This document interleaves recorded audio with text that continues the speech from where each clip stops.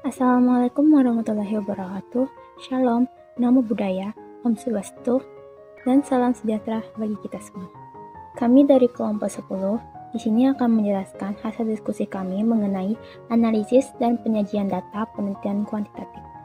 Adapun anggota kelompok kami yaitu Amalia Wardani, Hari Sahara, Bella Febrian, Heru Nurizati, Ayu Lorenza, Asmelia, dan saya sendiri Adinda Kiranti. Adapun sub pembahasan kami yang pertama yaitu analisis yang mencakupi pengertian jenis analisis dan langkah-langkah analisis. Yang kedua, penyajian data dibagi menjadi 3 jenis yaitu teks, tabel, dan diagram. Dan yang ketiga, kesimpulan. Yang pertama, analisis.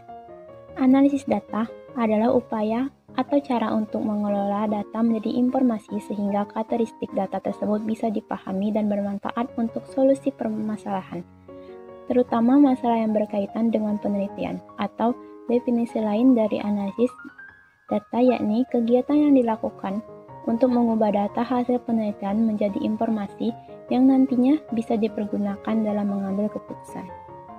Adapun beberapa definisi menurut para ahli. Analisis data terbagi menjadi beberapa macam. Yang pertama, analisis bivariat adalah analisis yang dilakukan untuk mengetahui hubungan antara dua variabel. Dalam analisis ini, dua pengukuran dilakukan untuk masing-masing observasi. Kemudian, analisis bivariat terbagi menjadi beberapa macam. Yang pertama, analisis deskriptif. Analisis deskriptif ini adalah analisis bivariat yang berlaku pada hampir seluruh visualisasi data, seperti grafik batang, grafik garis, kolom, dan lain-lain. Salah satu visualisasi data menarik yang bisa dilakukan dengan analisis bivariat adalah scatter-plot. Yang kedua, analisis inferensial. Dengan menggunakan analisis ini, Anda bisa mengambil kesimpulan yang valid dalam pengujian dua variabel. Berbicara analisis ini, ada banyak jenis uji statistik yang bisa Anda lakukan dengan dua variabel. Berikut sedikit daftar jenis analisis uji yang bisa Anda lakukan. Yang pertama, uji t-test independen. Dalam uji ini, skala data yang digunakan adalah interval dan rasio. Contohnya, seseorang peneliti ingin membuktikan apakah nilai rata-rata ujian akhir sekolah favorit berbeda dengan signifikan dengan sekolah non-favorit. Yang kedua, uji sign. Uji ini dilakukan dengan memberi tanda positif atau negatif dari perbedaan antara pasangan data. Uji ini bisa digunakan untuk mengidentifikasi kecenderungan seseorang terhadap dua buah brand produk. Skala data yang digunakan pada uji ini adalah ordinal. Yang ketiga, uji T berpasangan. Contoh penggunaan uji T berpasangan adalah pengujian apakah terdapat perbedaan rata-rata yang signifikan antara nilai matematika dan nilai kesenian siswa kelas A. Yang keempat, yaitu uji chi-square 2 sampel. Uji ini digunakan untuk mengetahui apakah terdapat hubungan antara dua variabel atau tidak. Pada uji ini, skala data yang digunakan adalah skala nominal. Kami mengambil contoh analisis bivariat. Dalam contoh ini, seorang peneliti ingin mengetahui bagaimana hubungan antara berat badan dan tinggi badan dari siswa sekolah berdasarkan sampel dari 60 siswa. Berikut data yang didapat. Berdasarkan data di atas, lakukan penelitian deskriptif dan inferensial. Berdasarkan data di atas, terdapat beberapa hal yang bisa kita lakukan dengan mengidentifikasi awal untuk melakukan analisis lanjutan. Yang pertama, data berjumlah 30. Berdasarkan teorema lipid pusat, kita dapat mengasumsikan bahwa data sudah berdistribusi normal. Yang kedua, data yang digunakan memiliki skala rasio. Yang ketiga, terdapat satu kelompok sampel dengan dua jenis data berbeda atau berpasangan. Berdasarkan hasil identifikasi di atas, kita bisa melakukan analisis deskriptif dalam bentuk distribusi frekuensi, visualisasi data dalam bentuk scatter plot, dan analisis inferensial dengan menggunakan uji T berpasangan. Jenis analisis yang kedua adalah analisis univariat. Analisis ini merupakan analisis yang digunakan pada satu variabel dengan tujuan untuk mengetahui dan mengidentifikasi karakteristik dari variabel tersebut. Adapun tujuannya yaitu mengetahui karakteristik data, mengetahui ukuran pemusatan, ukuran penyebaran, dan statistik deskriptif lainnya dari sebuah data. Yang ketiga, menghasilkan distribusi frekuensi dari suatu data. Yang keempat, melakukan pengambilan kesimpulan. Analisis univariat juga terbagi menjadi beberapa macam. Yang pertama, uji binominal. Uji binominal menguji hipotesis tentang suatu proporsi populasi. Ciri-cirinya adalah data berupa dua kondisi seperti gagal atau sukses yang diulang sebanyak n kali. Skala data yang digunakan dalam uji ini adalah nominal. Yang kedua, uji Chi-square satu sampel merupakan pengujian hipotesis untuk mengetahui perbandingan antara frekuensi sampel yang benar-benar terjadi dengan frekuensi harapan berdasarkan hipotesis tertentu pada setiap pengujian. Yang berikutnya, uji run atau run test. Pengujian non-parametrik yang digunakan untuk mengetahui apakah suatu sampel diambil secara acak atau random atau tidak. Berikutnya, uji T1 sampel. Pengujian yang dilakukan untuk mengetahui apakah rata-rata dari sebuah data secara statistik berbeda dari nilai rata-rata yang sudah diketahui atau berdasarkan hipotesa rata-rata populasi berdasarkan informasi yang sudah ada sebelumnya. Skala data yang digunakan dalam uji ini adalah interval. Yang berikutnya, analisis runtun waktu. Dengan satu variabel, Anda bisa melakukan analisis runtun waktu dan melakukan pemodelan serta prediksi untuk masa depan. Analisis ini sering digunakan dalam banyak hal seperti ekonomi sosial. Uji ini dilakukan ketika jenis data yang digunakan adalah data nominal. Berikutnya, uji Kolmogorov-Smirnov 1. Salah satu pengujian data yang bertujuan untuk mengetahui apakah suatu kelompok variabel berasal dari kelompok sampel yang sama atau tidak. Biasanya, uji ini digunakan dalam pembuktian asumsi normalitas dari sampel yang digunakan. Adapun langkah-langkah analisis data, yang pertama persiapan, kedua tabulasi, ketiga penerapan data sesuai dengan pendekatan penelitian. Persiapan. Yang pertama, mengecek nama dan kelengkapan identitas pengisi. Yang kedua, mengecek kelengkapan data, artinya memeriksa isi instrumen pengumpulan data. Yang ketiga, mengecek macam isian data. Jika di dalam instrumen termuat atau beberapa item diisi tidak tahu atau isian lain bukan yang dikehendaki peneliti, padahal isian yang diharapkan tersebut merupakan variabel pokok, maka item perlu di-drop. Yang keempat, apa yang dilakukan dalam langkah persiapan ini adalah memilih data sedemikian rupa sehingga data yang terpakai saja yang ditinggal. Tabulasi. Tabulasi merupakan kegiatan memberi skor atau scoring terhadap item-item yang baru diberi skor.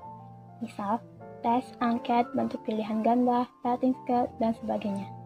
Adapun contoh lain, misalnya jenis kelamin, laki-laki diberi kode 1, perempuan diberi kode 0, tingkat pendidikan, sekolah dasar diberi kode 1, SMP diberi kode 2, dan SMA diberi kode 3, perguruan tinggi diberi kode 4. Banyak penataran yang pernah diikuti di kelompok dan diberi kode di atas. 1. Mengikuti lebih 10 kali diberi kode 1.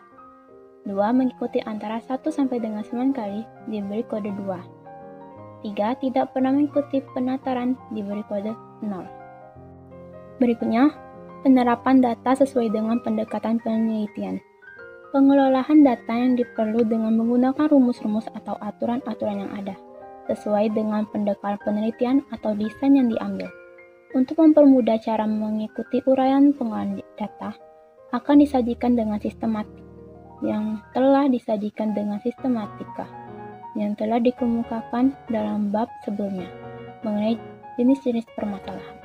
Sebagai tambahan penjelasan, yang dimaksud dengan cara yang diterapkan dalam perhitungan data adalah data yang disesuaikan dengan jenis data, yakni spread, ordinal, interval, dan rasio. Langkah-langkah analisis deskriptif. Data kuantitatif yang dikumpulkan dalam penelitian korelasional, komparatif, atau eksperimen diolah dengan menggunakan rumus-rumus statistik yang sudah disediakan, baik secara manual maupun menggunakan jasa komputer. Apapun jenis penelitiannya, riset deskriptif yang bersikap eksploratif, caranya dapat sama saja dengan data yang diperoleh wujudnya sama. Yang berbeda adalah cara menginterpretasikan data dan mengambil kesimpulan.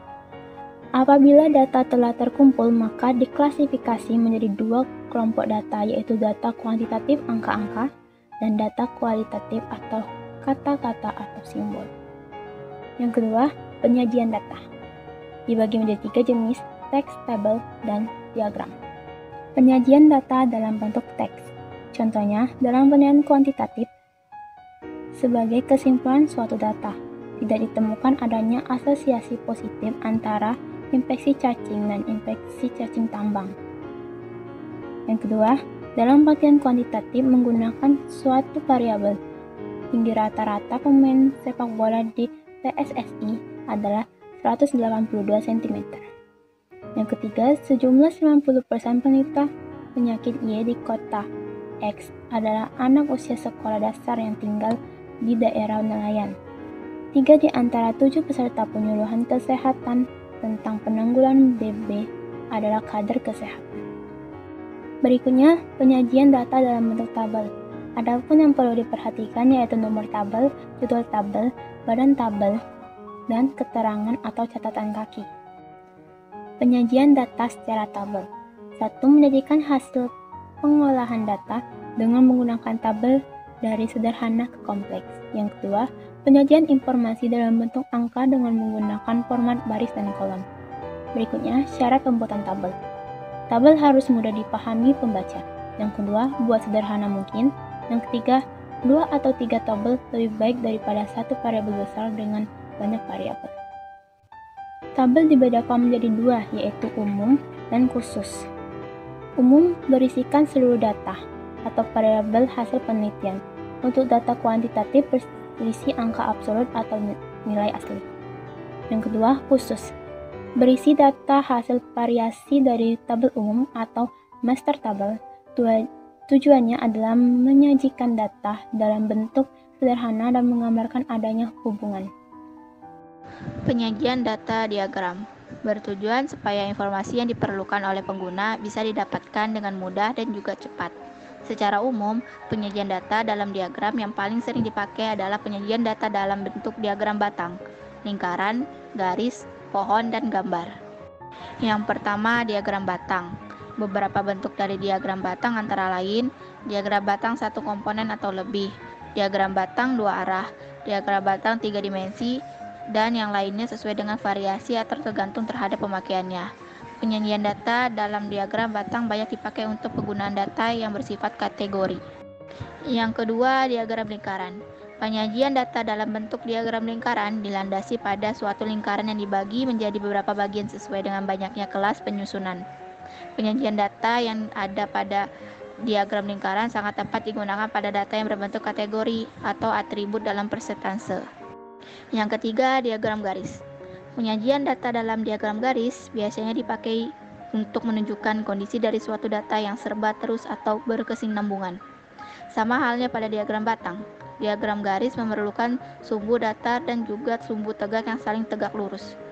Sumbu datar akan menyatakan waktu, sementara untuk sumbu tegaknya akan menyatakan kuantum dalam setiap waktu. Yang keempat, diagram pohon. Penyajian data dalam diagram pohon biasanya dipakai untuk memecahkan komponen secara lebih rinci ke dalam sub-sub komponen, atau ke dalam tingkat yang lebih rendah dan terperinci. Contohnya ada di bawah, seperti penyajian data bentuk diagram batang. Yang kelima, diagram gambar. Piktogram merupakan bagian yang menampilkan data dalam bentuk gambar. Penyajian data dalam bentuk piktogram ini adalah cara yang paling sederhana. Contoh penyajian data bentuk diagram batang. Syarat penyajian data dalam diagram. Pertama, judul grafik. Singkat, jelas, relevan, menjelaskan apa yang disajikan. Kedua, badan grafik.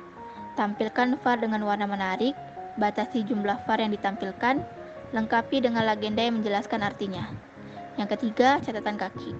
Penjelasan label, sumber informasi dari isi grafik. Kesimpulan.